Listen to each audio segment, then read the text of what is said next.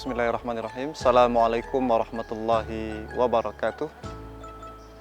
Alhamdulillah wa syukurillah wassalatu wassalamu ala rasulillah wa ala alihi wa sahbihi wa mawalah wa ba'd. Muslimin dan muslimat yang dirahmati Allah,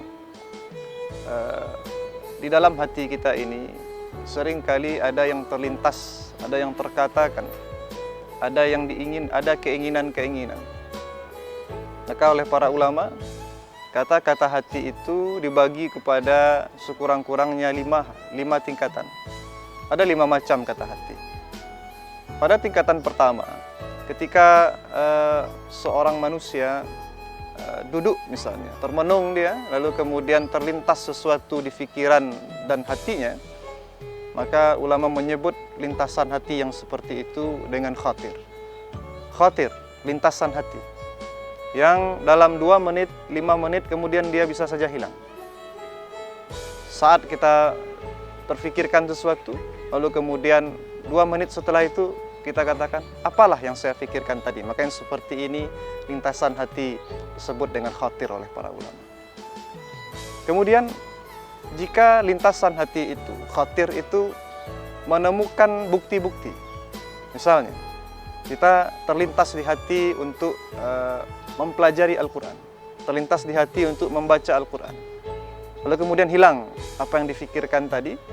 Setelah 1 jam kemudian misalnya, kemudian kita melihat ada orang yang asyik membaca Al-Quran, maka lintasan hati tadi kemudian balik lagi ke dalam diri kita, lalu kita katakan, nah ini yang saya fikirkan tadi.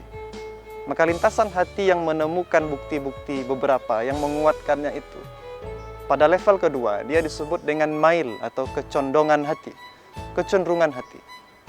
Maka ada ungkapan orang Minang, condong mato, kanan rancak, condong salero, kanan lama. Yang seperti ini.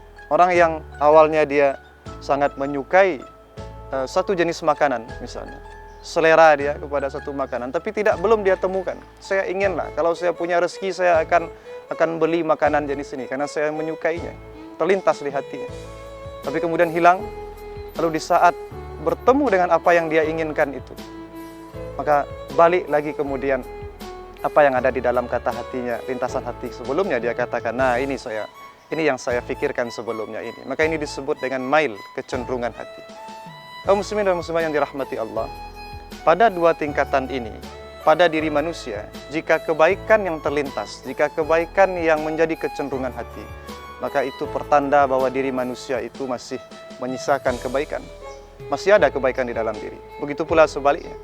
Jika keburukan yang terlintas dan jika keburukan yang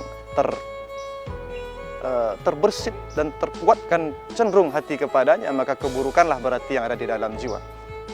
Di saat itu Allah belum lagi memperhatikan. Allah tahu tapi Allah belum lagi memperhatikan. Allah belum menghitungnya. Tapi ketika kemudian kecenderungan hati itu menjadi kegelisahan hati, itu yang disebut oleh ulama dengan hammun.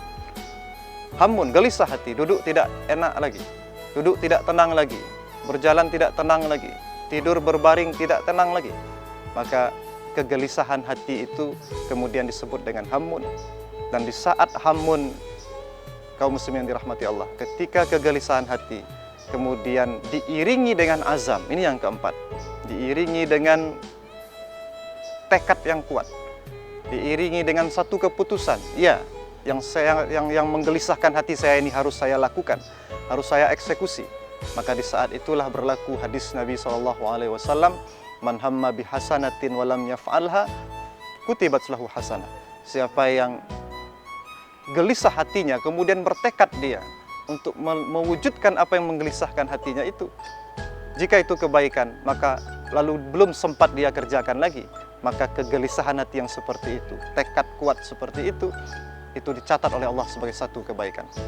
Tapi jika satu keburukan yang menggelisahkan hatinya kemudian menjadi tekad di dalam jiwanya, belum sempat dia kerjakan, belum sempat dia eksekusi, maka kata Rasulullah SAW, maka Allah belum lagi memerintahkan untuk dicatat.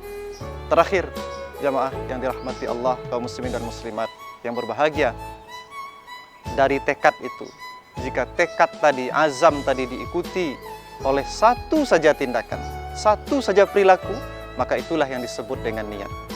Maka ulama mengatakan niat adalah keinginan yang diiringi oleh tindakan perilaku.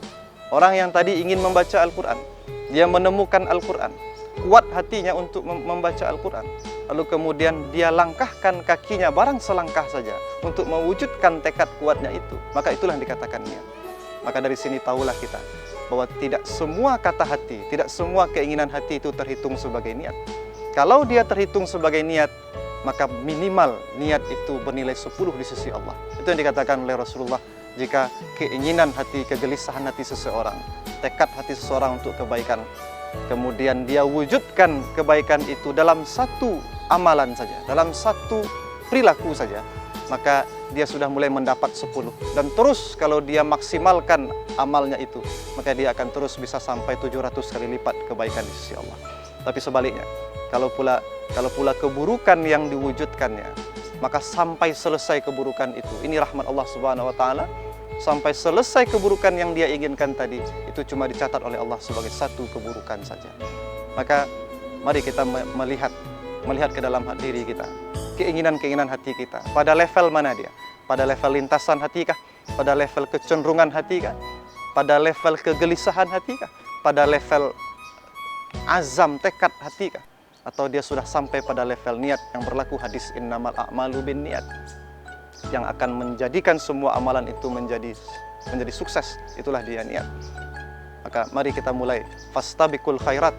Tidak saja memulai fastabiqul khairat dari amal-amal, tapi mari kita mulai fastabiqul khairat itu dengan mempercepat naiknya level kata hati kita, naiknya level keinginan hati kita. Suatu yang hanya sekedar lintasan, segera naikkan menjadi niat, segera naikkan menjadi tekad, maka dia bernilai kebaikan di sisi Allah Subhanahu wa taala.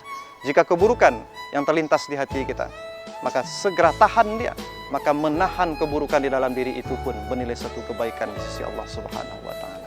Mudah-mudahan menjadi satu cermatan kita di Ramadan yang berkah ini, di Ramadan yang mulia ini, agar kita memperhatikan tidak saja apa yang kita lakukan, tapi apa yang kita inginkan di dalam hati kita. Aqulu qauli hadza, astaghfirullah li wa lakum, billahi taufiq wal hidayah. Wassalamualaikum warahmatullahi wabarakatuh.